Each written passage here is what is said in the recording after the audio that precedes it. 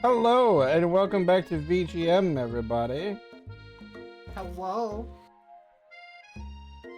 It's episode time. Time for more love with Colonel Sanders. Look at him. Cute. The peak male form. He is 100%. I love it. just unapologetically love it. I know you're hurting right now. Not just from the devastating loss, but from that run-in with the mixer and that small fire. We should get that checked out. I'm fine. Can't you just leave me alone? I'm a loser. I'm not fit to fill your fryer. I'll never be a master chef. Well. What are you thinking about? Filling your fryer, huh? Is something hot and steamy you're thinking about having filled? Hmm? Just maybe. I fill your fryer. Ovens have to be filled somehow. I'm gonna put a bun in that oven. You will. Failure is a part of life, not just for you, but for all of us. Do you think I've never failed at anything before? That's exactly what I think. Well then, think again. I wasn't always the man you see before you. Enrolled in culinary school. Incredibly handsome, successful, motivated. Well, handsome, sure, I was born that way. But I've walked other paths and arrived at dead ends. I was passionate about life, but I failed as an obstetrician. Obstetrician, yeah. I was passionate about justice, but I failed as a lawyer. I was passionate about livestock, but I even failed as a mule handler. That one was especially humiliating. Mules can be so cruel. Preach, my friend, preach.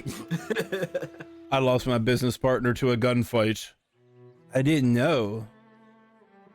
People see my delicate ribbon tie and my well-kept beard and assume that I've got it all together, which is true now, but it hasn't always been.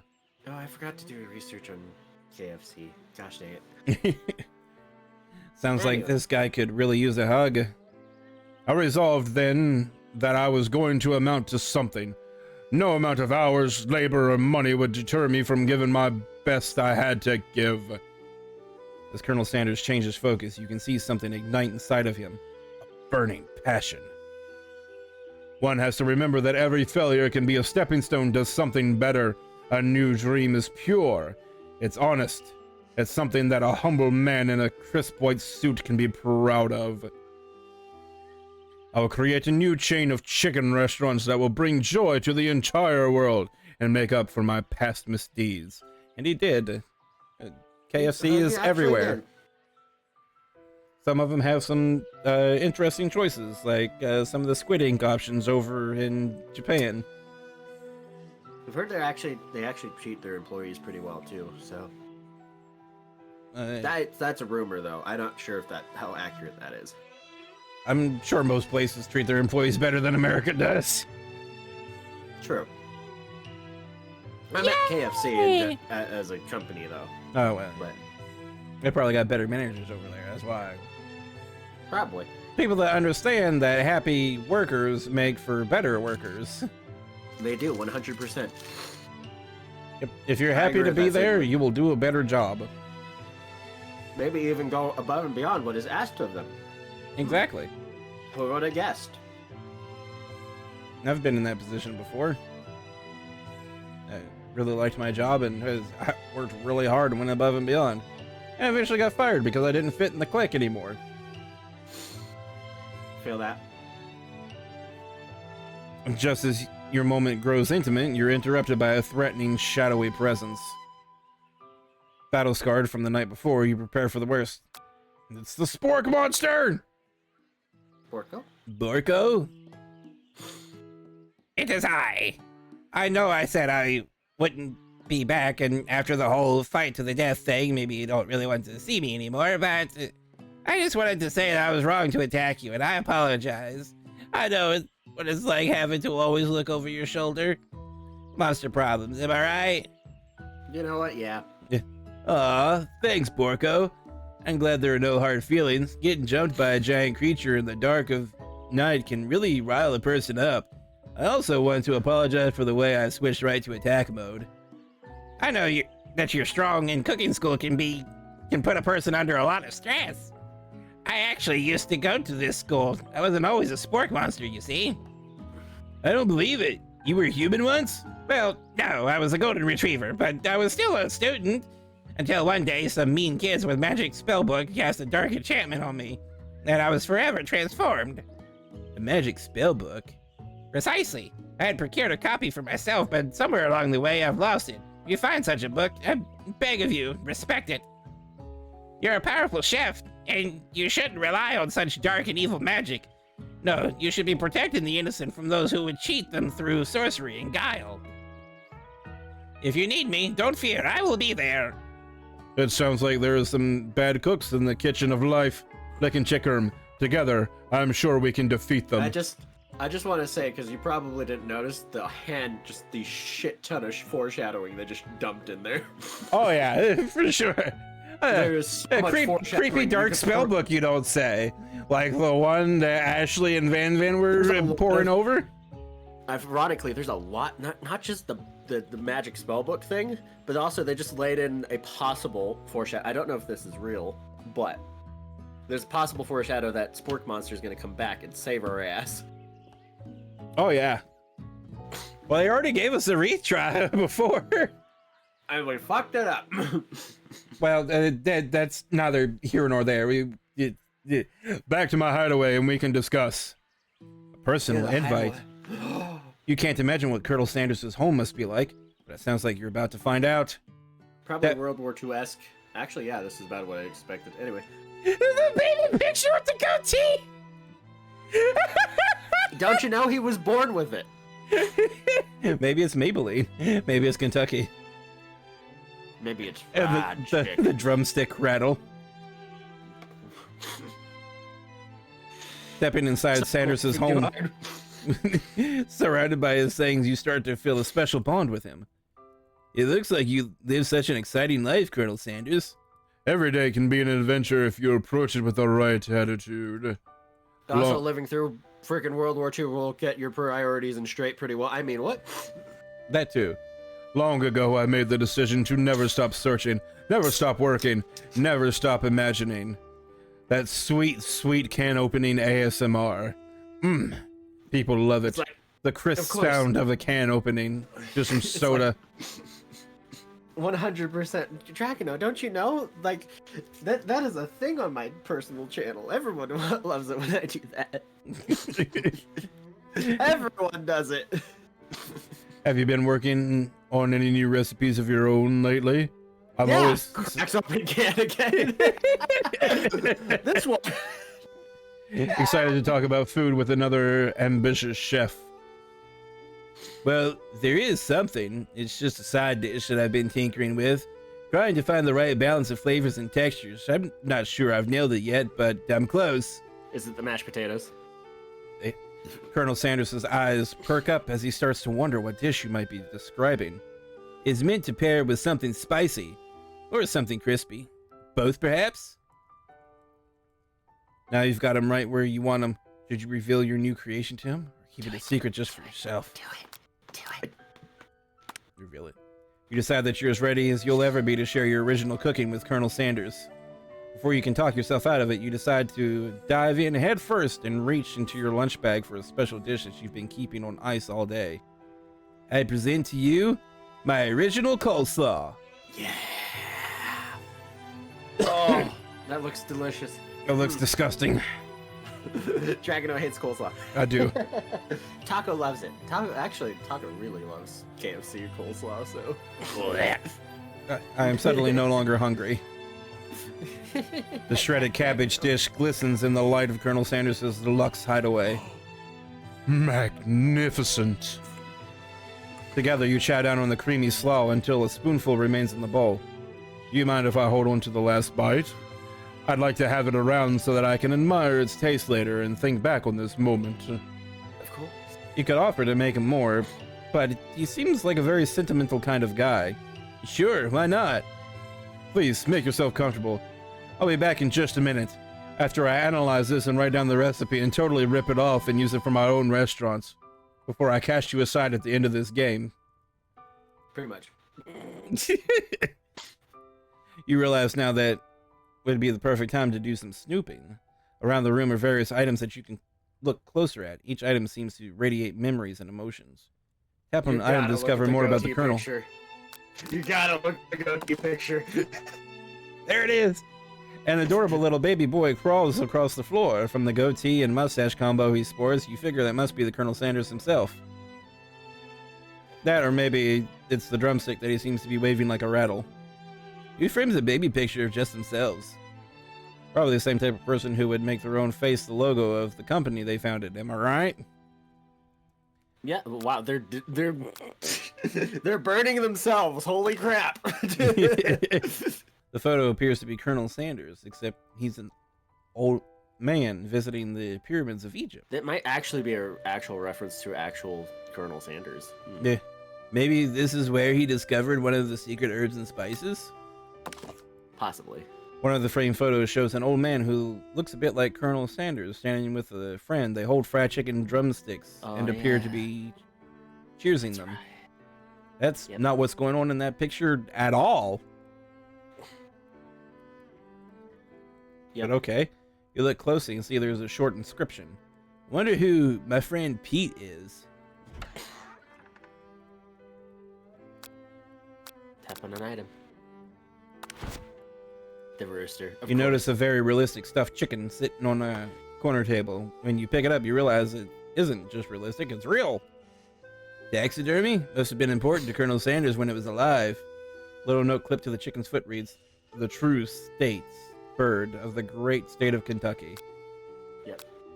The silver hair is woven through the teeth of the comb. Upon further inspection, you realize that hair therein isn't just silvery in color, it's actually made of spun silver. Oh. Sings a candle, and you pick it up and try to identify the smell. Power tool? Freshly starched collar? Here. Piece of wood floating in the lake? Summer of '69. No, it's one of the secret recipe ingredients. It's redacted. We gaze out the window across the vast lake and mountain range beyond. Just then, the ghost of student pops up.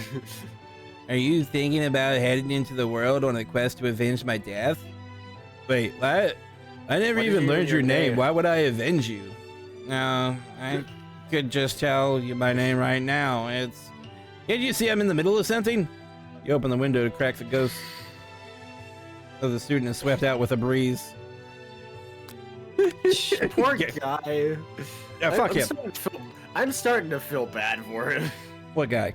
Like, actually feel bad for him. Exactly. This must be where he keeps the secret recipe. You think for a moment. What number is important to Colonel Sanders? Then it dawns on you.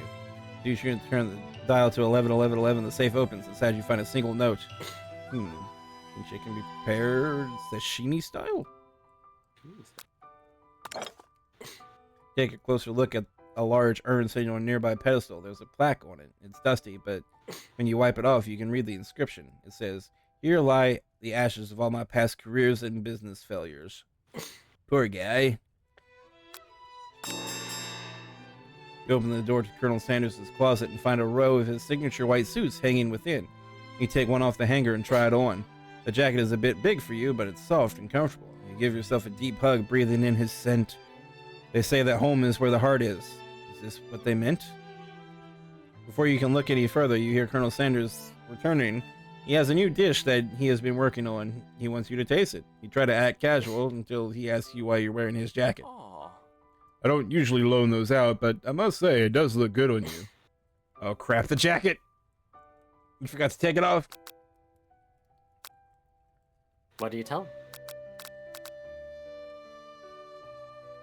You decide that now is your moment to make a big move. Whoa, whoa, whoa, this isn't the kind of game. Not that we blame you for trying, but still. Oh man! God damn it! Dragono, you're really good at fucking this up. What do you mean? It's a dating sim, and I wanted to date. We're supposed to date Colonel Sand. Damn it! It's not that kind of game, Dragono.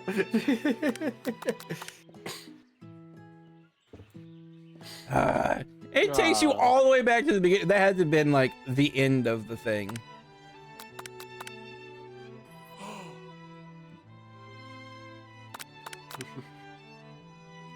No one cares about you, Ghost. Just in case going through these items has some sort of significance.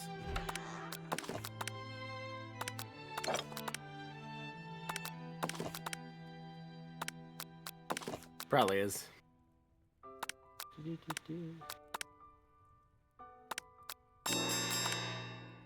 All right, fess up and tell the truth.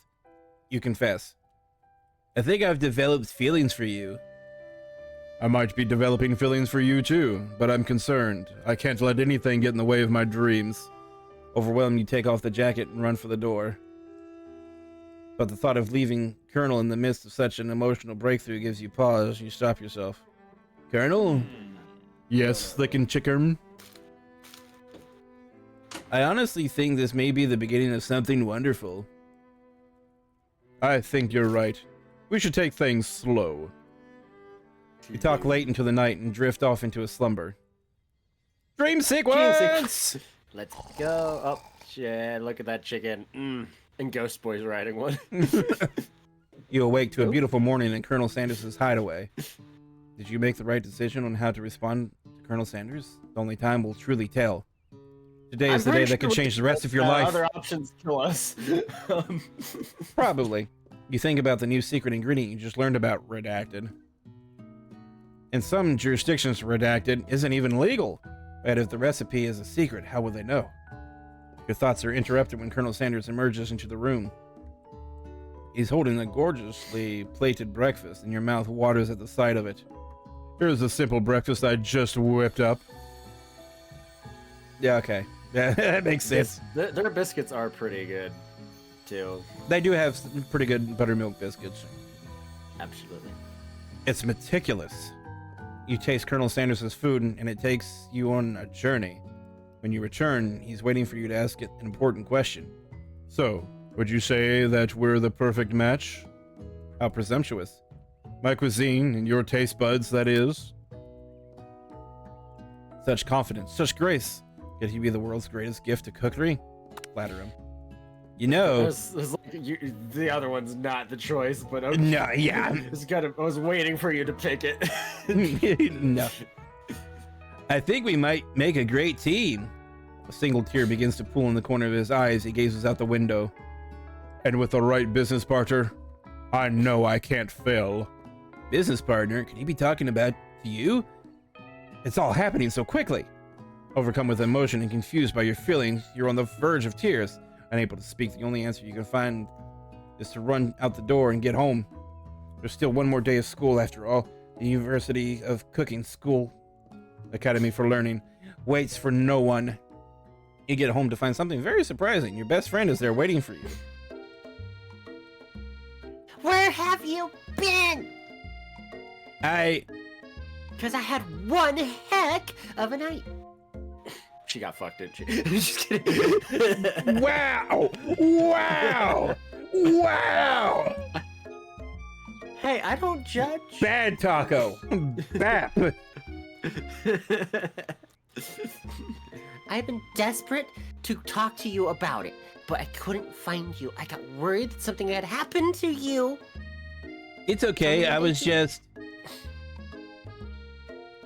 But now that it turns out you're fine, if Taco can read, right? I can finally get you up to speed on the saga of Miriam. Sure, but... Lord. You will not believe what happened to me after school yesterday. I went on a date. I think I can believe that. Since I'd been partnered up with Clank, he asked me to go out with him. Of course, I told him, you better keep your dials turned polite and respectful. I'm not that kind of girl. Sure. But he was just interested in spending some one-on-one time together and getting to know me. So I said, yeah, sure, I can get to know the little metallic guy. Long story short, he took me skydiving with his friends, but things quickly spiraled out of control. Get it? Because it's skydiving. Did she just say skydiving as if it's a typical first date to go on with a talking pressure cooker? Yes. but now I'm not really sure where we stand. You don't give Miriam time to tell her whole story, however, bottling up the details of your own night is just too much to bear. And I went on a date too, back to Colonel Sanders' house where I spent the night with him. You what? How dare you interrupt my story with your story? Mine's much more interesting than you dating the pressure cooker. Nothing happened, but the emotional connection, wowzers. Miriam offers to support you no matter what you do. Together with your bestie, you feel like you can do anything. When you arrive at school, you encounter your rivals in the quad. You can tell from a distance that they're picking on Pop, though he himself might not quite grasp the fact. Because, you know, he's Pop. What's a swirly? It sounds delicious. Oh, it's great. I'll order you up one right away. I'll have my swirly with sprinkles, please. Sprinkles is a dog and a treat. Oh. You can get your swirly dipped too. Why don't you pick on someone your own size? Because I'm literally the biggest person at the school. That's the point. Yeah. There's that horse that Colonel Sanders rides to school. But who would dare pick on such a gentle and beautiful creature? You've got some nerve, Lickin' Chicken, suggesting I pick on a defenseless horse. I think the horse is bigger than you. Now you're twisting my words, and I won't have it. You clench your fist, but the injury from yesterday's mixer accident makes you wince with pain. Doesn't look like you can go on cooking like that. Might as well just give up. I'll never give up. Ever. Colonel Sanders arrives just as it appears things are close to boiling over. A naturally intuitive person, he senses that something has been going on. Is everyone excited for the final day of school? Lickin' Chickerum, how's that hand feeling? I'm sure you'll be back in fighting form by this afternoon. Aren't you concerned about my hands, Colonel? Yesterday I almost broke a nail winning so hard. Technically, I don't believe a winner was decided, but your presentation was quite impressive. What is he doing? Complimenting her. But what about the flavor of my delicate, warm, gooey chocolate sauce? Hey, yo. It was clear that you're passionate about how your food is received. That's a lot of words to say. It was bland. Excuse me, Lickin' Chickerm. I am more than capable enough to speak for myself. Maybe you could tell me. Walking.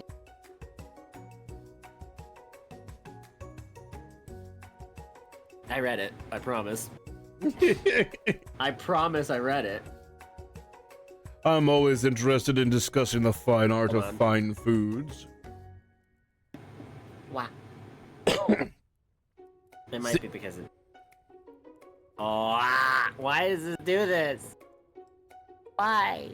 Hold on. See you inside, Lickin' Chickerm. Wow. Maybe it works now. Maybe. Please work. Annoyed by Colonel Sanders' inability to see Ashley for who she really is, you walk across the quad to get some distance, in an attempt to distract yourself from how slighted you feel by that interaction with Ashley. You take out the spell book you recovered yesterday and start flipping through the pages. Whoa, what's that book? That's that book. It looks like bad news. It's just something I found lying around. It would appear to be some sort of grimoire, but I don't really believe in that magic stuff. A grimoire? Like a book of spells? I don't know. Who would spend so much time decorating a magic book if it weren't really powerful? I can think of one surefire way to find out. You open to a page covered with arcane warnings, cast only in the case of extreme emergency, it says around the edges of the page. I could use this spell here that says it will erase anyone I choose from all of my memories. If I scrub out Colonel Sanders, it would probably help me focus better on the upcoming final exam. This is way drastic. Couldn't you do something else, like anything else? Not rooted in dark magic? Maybe tie a string around your finger? Oh, okay. Okay, fine. It is drastic, but desperate times call for desperate measures. You've got a memory erasing spell sitting right in front of you and a pretty good excuse to try it out. What are you going to do, Dragino? No. You take your Yay, friend's advice. Dragino has faith in his own abilities to cook.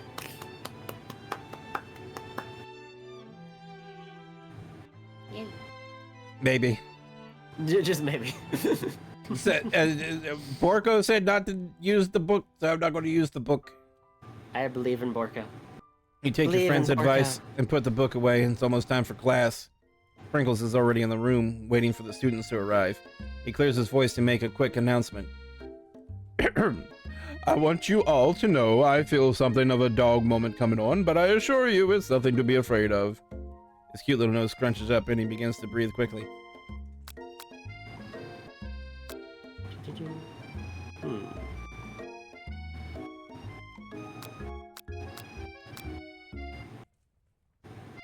I think the bottom one, because he's obviously not gonna like the old homework.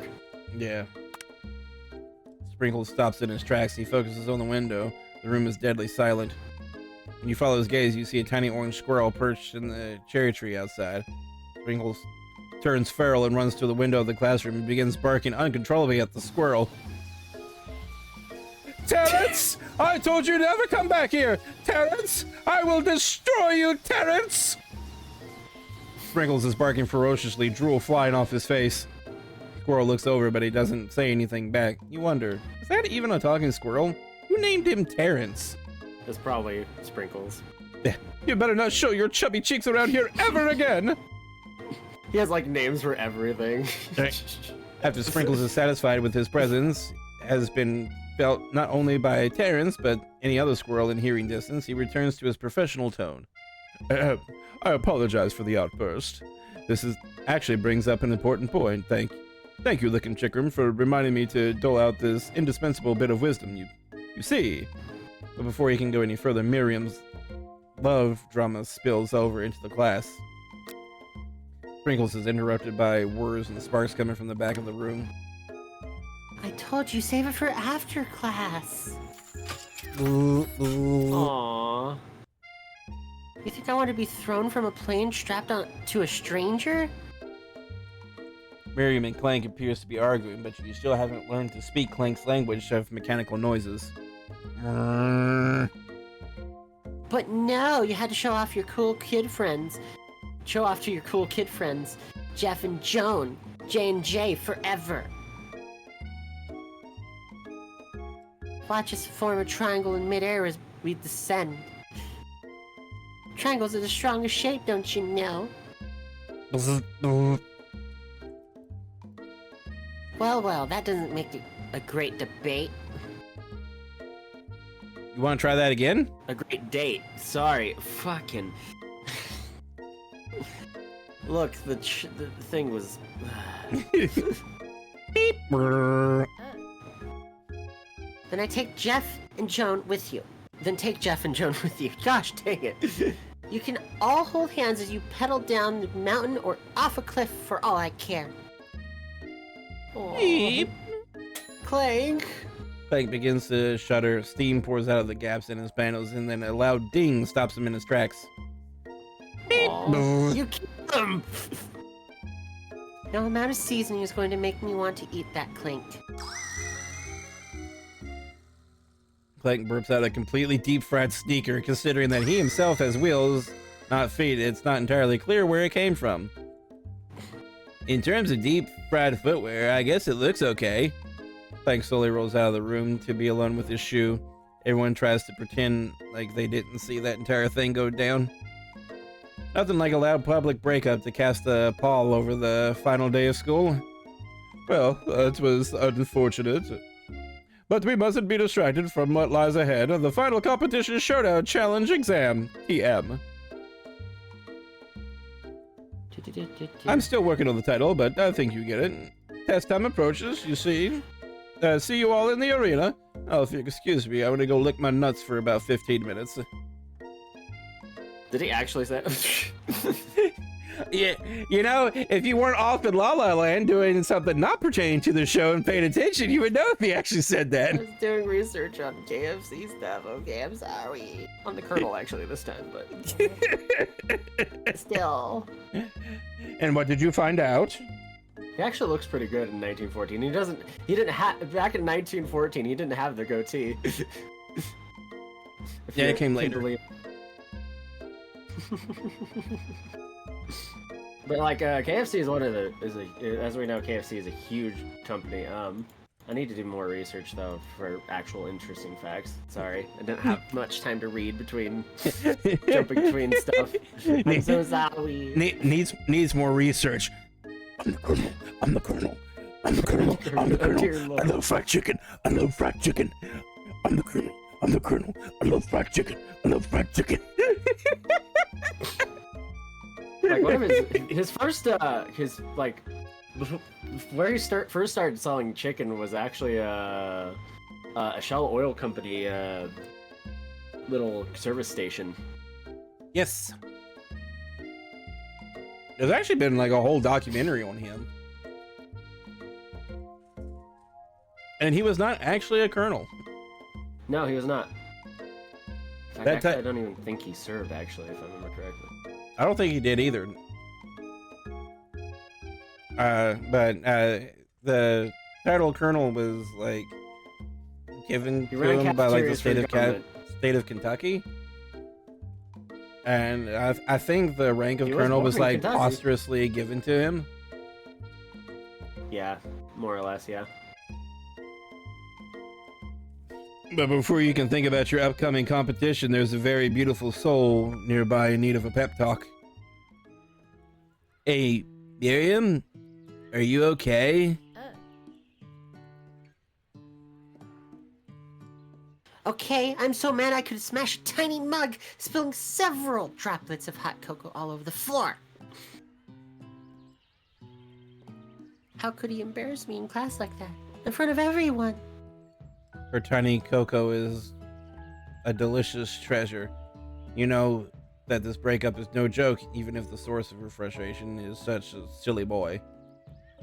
I know that you know this, but I'm going to say it out loud. You don't need anyone. Me and you, we're going to cruise through this final test and hit the carpool lane to Success City.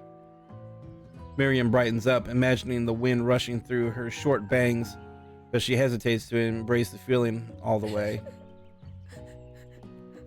You're not going to saddle up on Colonel Sanders Stallion and ride off into the sunset without me. Of course not. Well, maybe, sorta, but I'm sure there's a pony out there with your name on it, and a ranch big enough for both of us, and whoever else we want to bring along. If it's not Pop or Clank or anyone else you meet today, tomorrow, or this whole year, so what? You're a special person who shouldn't settle for the first someone to show a little interest anyhow. Oof. Miriam gives you a big hug and wipes the tears from her cheeks. I should really review my menu for today. I'm going to make a very special soup. And I bet that Professor Dog is going to love it up. While you were pep-talking Miriam, you completely missed lunch, but that's okay, because you had a better idea of how to spend the time before your exam.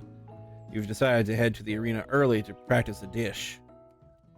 This is it, the location of your final challenge. A test of will, a test of courage, a test of talent. And a chance to beat the pants off of Van Van, the supposed main man, and his eviler counterpart, Ashley. As planned, you begin to run through a quick test of a recipe you've been working on, Lickin' Chickrum's famous chicken pot pie. After practicing for months, making this dish comes second nature to you, and you're able to quickly get a fresh pot pie in the oven, but as soon as you do, your cram session is interrupted by Colonel Sanders. Lickin' Chickrum, what are you doing here? There's still time before the final exam. Oh, just taking it all in. I'm big into visualizing success. I'm looking at my station and picturing victory. The pot pie has begun to bake, and the smell is slowly filling the space around you. Visualizing, huh? That's too bad. I was hoping you were cooking something delicious. You'd usually happily share your food with anyone who is hungry, but Just last time you let Colonel Sanders get in your head and it cost you a cook-off. You decide that it's time to put your cooking above your romantic desires, but that decision gets hard to stick to when the oven timer goes off behind you. Fess up about your practice dish. Okay, you got me. I'm doing a little bit more than visualizing. I know, my nose can smell a pot pie from 400 yards. That's an oddly specific distance, but you'd expect nothing less from such an oddly specific man. You knew it was a pot pie just from the smell? Not just a pot pie, but a chicken pot pie with all butter crust. And my nose is telling me something else. Oh no, is it burning? No, I can smell that it was made with a heaping helping of TLC. Oh. But it'll probably start burning any second if you don't pull it out. The moment of truth. Wow. That actually looks good. I want it. I actually don't like pot pies. You don't? I love pot pie. I don't. They're Especially a chicken pot pie. they're a pain to eat. They are a pain to eat, but I love them. Because like pizza rolls, you dig into it and it's just lava inside. Yep.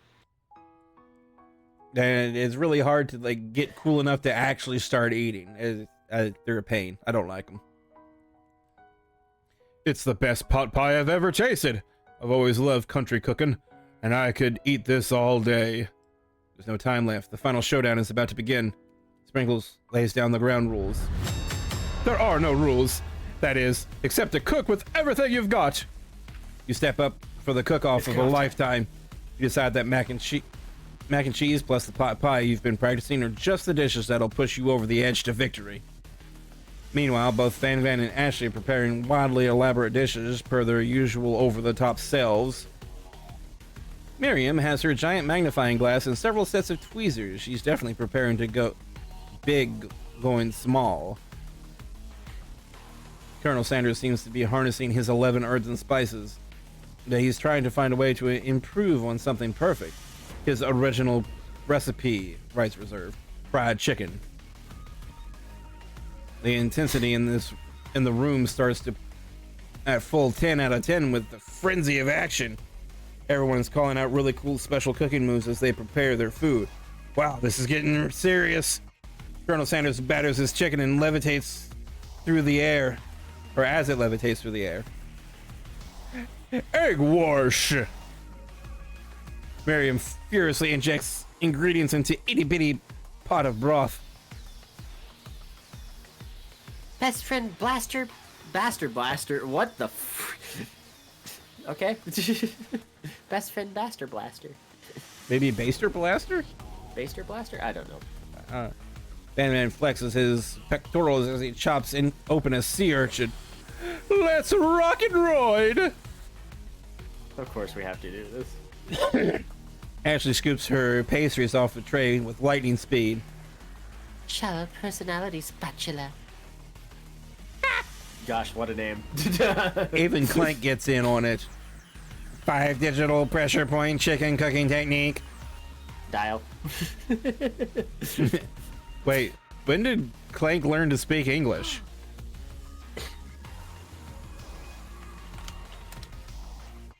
Just you. Sorry, I was doing a thing. It's the singularity, as it was foretold. We mustn't let it happen or the appliance uprising will take us all! Self-destruct. Van Van quickly unplugs Clank and rolls him out the back door of the arena. As you frantically prepare your dish, you notice Ashley has her spellbook out. Is she going to use some dark magic on her to turn the tide? You've got a book of your own that you're desperate not to see her win another battle.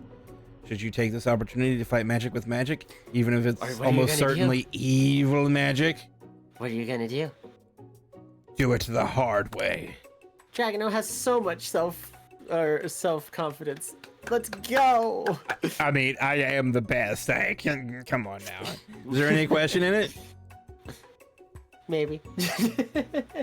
I'm a master at more than just Legend of Zelda. Who needs magic when you've got passion? I'm going to do it the hard way. Colonel Sanders sees that you've chosen to win on your own terms, and he gives you a subtle wink from across the room. I believe in you, lickin' chickerm. Miriam notices too. And I've always believed in you, lickin' chickerm. Since we were little kids, because I'm your best friend forever. Yep, totally. You turn to notice that Miriam is at your station cheering for you. Miriam, what about your dish? If you're here cheering, who is cooking? Tiny food, short cook time. I'm actually already done, so I thought I'd help you. Oh, that's sweet, but... Miriam tosses a handful of spices directly into your boiling noodles. It's the secret ingredient. However, she doesn't know that you lied, and the ingredient was made up, and where in the world did she get Eye of Newt from? Boiling pot explodes, sending Miriam flying backwards. The watery noodles begin to swirl in the air, bubbling up to a dark cloud that thickens and congeals before your very eyes. It is I, Steve, the spork monster. Steve? Wait, what happened to Borko? You're not here to battle me, are you? We spork monsters are many. I think Borko had the day off, but you have conjured Steve, and I hate to battle, so I'd say you're doing pretty all right. Oh, hey, you're in the middle of a cooking competition? I love this stuff. It's better than TV. You crazy kids and your culinary skills really impress me. Mind if I hang out? I'm sorry, Steve, but I'm kind of in the middle of something. Do you mind? Steve, the spork monster, notices that you've got the grimoire stashed beneath your cooking station. I see what you're up to. Crisscross some magical items and accidentally summon me, huh? Yeah, you guessed it. Sorta. If you're here, would you mind tossing me some fresh noodles and a pot of salted water? I'd love to. I've always wanted to be a top chef, actually. You know, when I was just a little spork pup back in the old country. Just do it, please. You can feel Spork Monster winding up to tell a very long and involved story. You don't know exactly where they came from, but it seems like it was probably lonely there. Actually, you know what? Maybe you should watch from the stands. I really need to focus on this competition. I understand. It's kind of like that time in monster school that I'd fallen asleep during scare tactics class, and when I woke up... You toss a serious stare at Steve, and he takes the hint. Never mind. I'll tell you later. Good luck. I've suffered this huge setback. You don't know how you could ever win. Do it. I guess we'll find out how we win next time on VGM. Okay, bye everyone. Totally didn't forget to set a timer or anything. Yeah, and we're like way over. Good thing I looked. Thanks, because I totally realized halfway through, I was like, wait, where's the timer? Oh. Oh no. So this next one's probably going to be a short one. Who knows? Because we seem to be getting close to the end. But anyway, bye. Bye.